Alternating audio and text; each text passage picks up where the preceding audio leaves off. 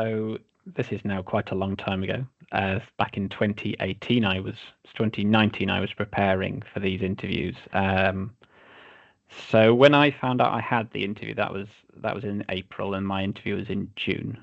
So I asked around in Cardiff University how to set up mock interviews, and I was very grateful that I was able to set up 2 of those in advance of the interview. A mixture of colleagues and mentors, my line manager, the patient and public contributors I've been working with.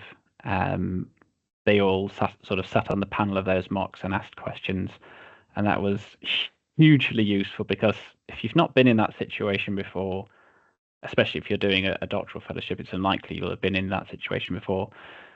Just getting used to the feeling of it and the uncomfortableness of it. And it's probably more uncomfortable coming from your colleagues than it is from a panel that you might or don't not know. So that was really useful.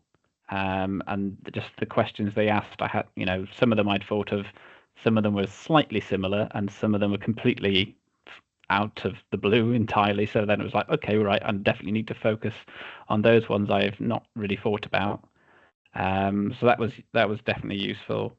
I researched who was on the panel, who was likely to be the people who would ask questions. Obviously, they don't all ask questions. There's usually 2 members of the panel who will be the people focusing on questioning you, maybe the chair as well, and very likely a patient and public contributor.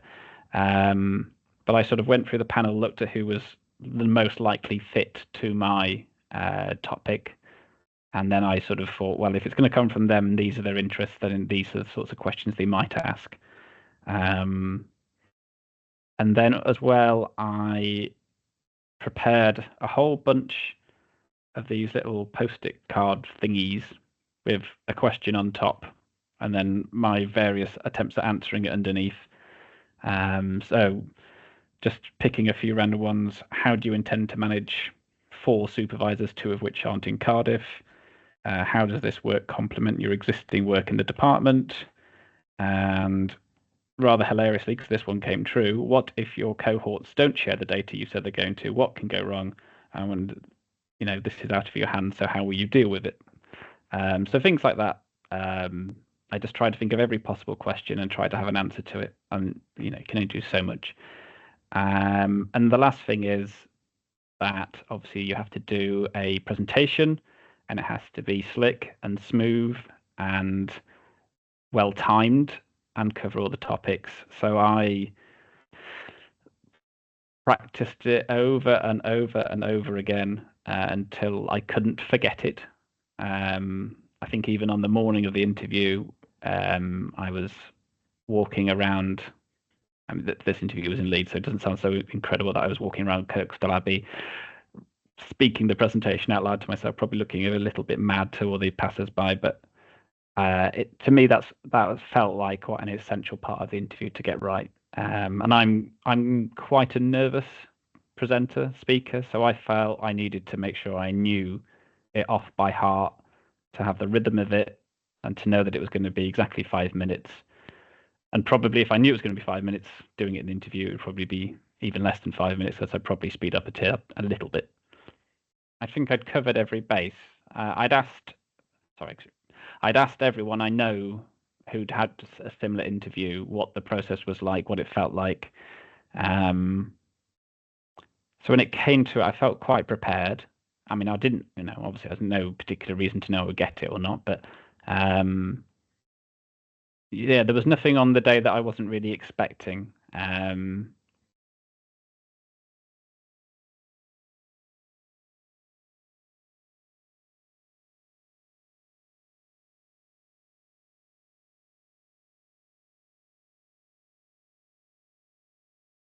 I would say talk to as many people as you can who have been through this process.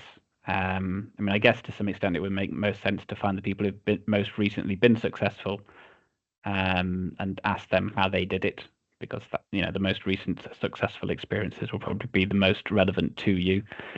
As old hands who did it many years ago.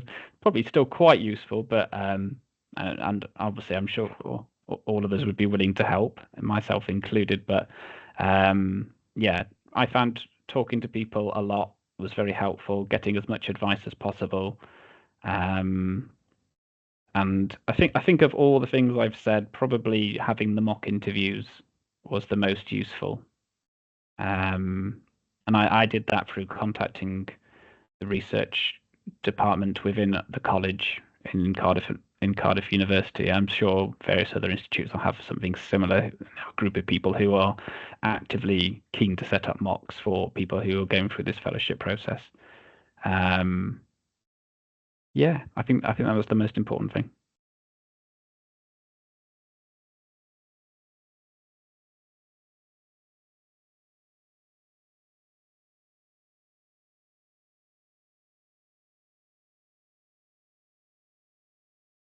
So when I was thinking about applying for this doctoral fellowship, I had a look around in Cardiff University, and I'm going to assume other institutions will have something similar. And Cardiff University had a fellowship support program, which was a sort of cohort of people all interested in fellowships who would meet every month or so for a few months, and there would be sessions on the important things to do.